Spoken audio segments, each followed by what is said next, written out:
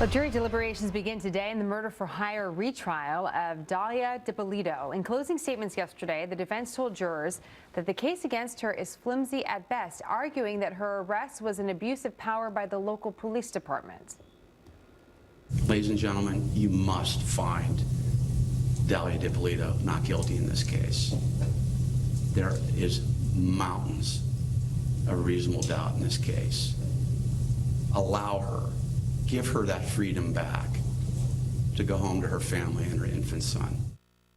Greg Jarrett joins us live from our New York City newsroom. Some of our viewers know this story, Greg, others do not. So let's just talk a little bit about the prosecution case against Mrs. Dippolito. What is it essentially that they're arguing? Well, the principal part of the case are these undercover recordings, and they're explicit, Jenna, and incriminating. You hear her negotiating a fee to murder her husband, laying out his schedule, dictating the time, place, and manner in which she wants him executed, 2 bullets to the head.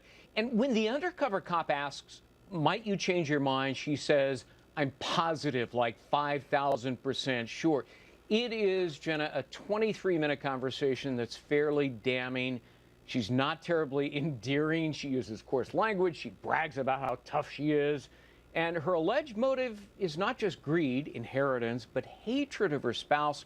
Comes through loud and clear on those tapes. Yikes, all recorded. Okay, so the defense attorney is someone that our viewers might recognize. Ryan Claypool often joins us on legal panels. How did the defense team try to counter all of that?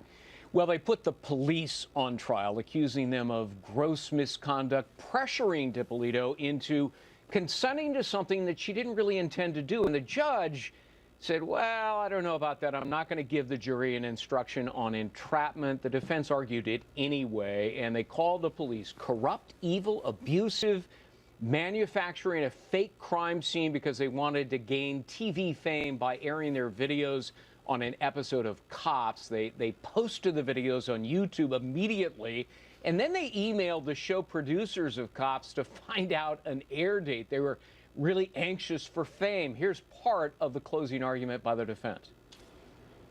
This was a police department in love with publicity. And by virtue of that, they tossed Dalia Dippolito under the bus. They made this way more than it ever was. And they could care less about her constitutional rights.